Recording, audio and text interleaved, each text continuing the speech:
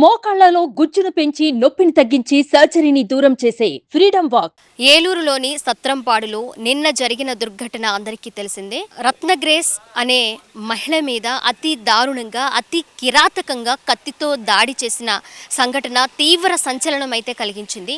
కానీ అతను కూడా తనతో కత్తితో దాడి చేసి తను కూడా దాడి చేసుకున్నట్లుగా మనం తెలుస్తుంది. చనిపోయాడని ఒక వార్త, బ్రతికున్నాడని మరొక వార్త మనం వింటూ ఉన్నాము.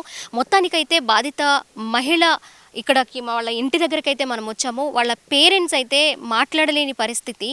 నిన్నటి నుంచి కూడా రోధిస్తూ ఒక 4 రోజుల్లో పెళ్లి పీటలు, పెళ్లి పనులు, పెళ్లికి సంబంధించిన అన్ని కార్యక్రమాలు చేసుకోవాల్సిన సందర్భంలో కూతురికి ఇలా జరగడం అనేది తీవ్ర శోకంతో ఉండిపోయారు. వాళ్ళు జీర్ణించుకోలేకపోతూ ఉన్నారు. వాళ్ళ కన్నీటికైతే ఇంకా నిర్విరామంగా వాళ్ళు అలా ఏడుస్తూనే ఉన్నారు. మాట్లాడడానికి కూడా కొంచెం టైం తీసుకొని వెళ్లాల్సిన పరిస్థితి మనం ప్రస్తుతం చూస్తూ ఉన్నాము. ఇక్కడ జరిగిన విషయానికి వస్తే తనకి కూడా అంటే ఆ గ్రేస్కి ప్లస్ తన మీద దాడి చేసిన అతనికి 1 సంవత్సరం పాటే డిగ్రీ మాత్రమే కలిసి చదువుకున్నారు. జస్ట్ ఫ్రెండ్షిప్ మాత్రమే ఉంది. రకరకాలుగా వార్తలు వినిపిస్తున్నా కూడా వాస్తవం ఇదే అని వాళ్ళకు సంబంధించిన కుటుంబ సభ్యులు చెప్పడం కూడా మనం చూసుకోవచ్చు. మాకు న్యాయం జరగాలి అని అంటున్నారు. చూద్దాం వాళ్ళ పేరెంట్స్ మాటల్లో కూడా మనం విందాము. వాళ్ళు ఏమంటున్నారు, అసలు ఎందుకు జరిగింది, నిజంగా ఫ్రెండ్షిప్ ఏనా లేకపోతే ఇంకేమైనా వాళ్ళకి సంబంధాలు ఉన్నాయా అనేది కూడా మనం వాళ్ళ మాటల్లోనే అడిగి క్లియర్గా తెలుసుకుందాము.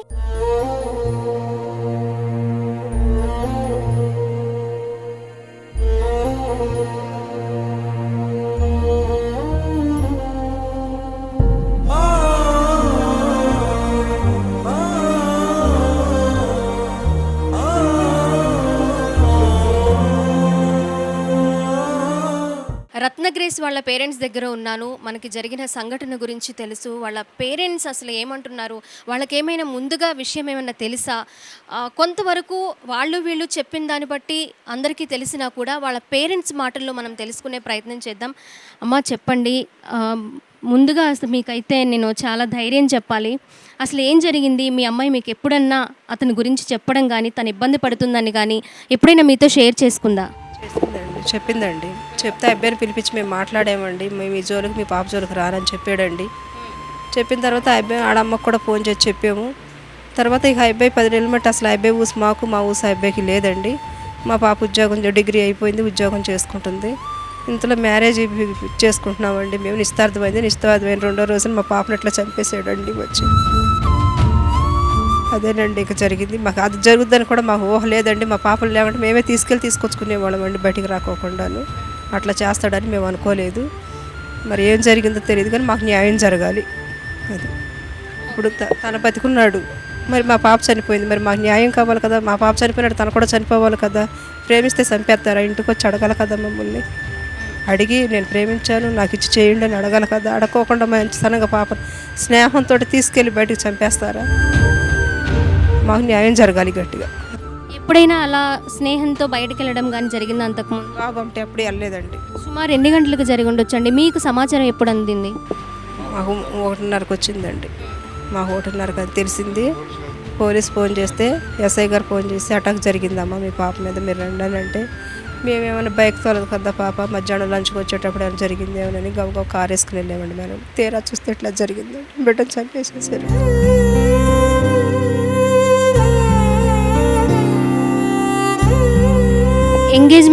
ఎంగేజ్మెంట్ ఎప్పుడు జరిగిందండి మీ పాపకి?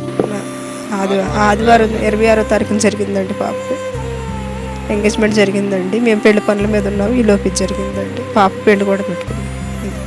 వాళ్ళ అమ్మగారితో మాట్లాడామని అన్నారు కదా, వాళ్ళ అమ్మగారు ఏమన్నారు అప్పుడు?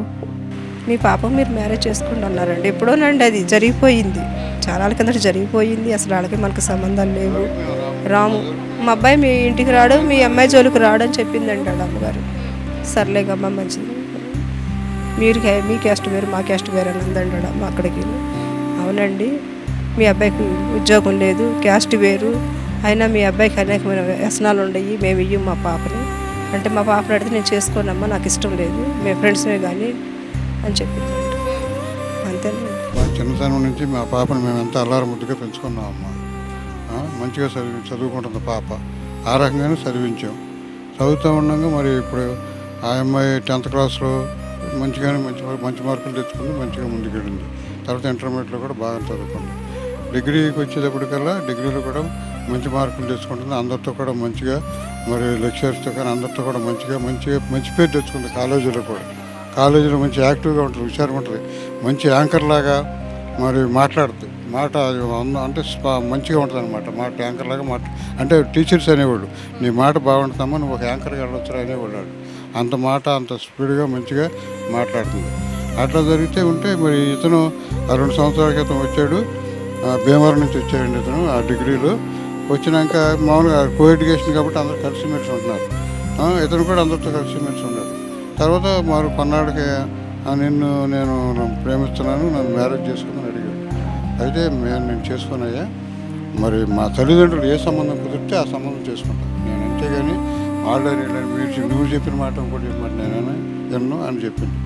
అంటే అట్ట కాదు, మీ నాన్నగారికి నమ్మగారిని నేను అడుగుతాను, నువ్వు అడగక్కర్లేదు, మేము మా నాన్నడు అసలు ఒప్పుకోరు అని చెప్పింది. వెళ్ళేటప్పటికీ వాడు చనిపోవటము, అక్కడి నుంచి ఆ అమ్మాయిని తీసుకెళ్ళి హాస్పిటల్, అది మా గవర్నమెంట్ హాస్పిటల్కి వెళ్ళిపోవటము, ఆ అబ్బాయిని హాస్పిటల్లో పెట్టడం సిచ్యువేషన్ అంతా జరిగినాక మేము వెళ్ళి చూసాం. మా అమ్మాయిని ఇక్కడ నరికేసినట్టుంది, అతను హాస్పిటల్లో ఉన్నాడని చెప్పారు. మరి అతను కూడా మాకు ఒకసారి చూపించండి, అతను అంతా ఏ స్టేజ్లో ఉన్నాడు, ఎట్లా ఉంది, అతను చంపిన పరిస్థితి ఎలా ఉంది, అతను కోసుకున్న పరిస్థితి, అతను బతకడా, మా అమ్మాయిని ఇట్లా చంపేశాడు అని చూస్తామంటే ఆడు వెళ్ళకూడదండి, ఐసీలో ఉంటారు, మీరు వెళ్ళకూడదు అయ్యని మమ్మల్ని వెళ్ళకుండా ఆపేసినాక ఏం జరిగిందని మరి ఆడు మళ్ళీ పోలీసులు ఏంటంటే అట్లా వెళ్ళకూడదని మంచి పద్ధతి కాదు అది అని మామూలుగా మాట్లాడారు.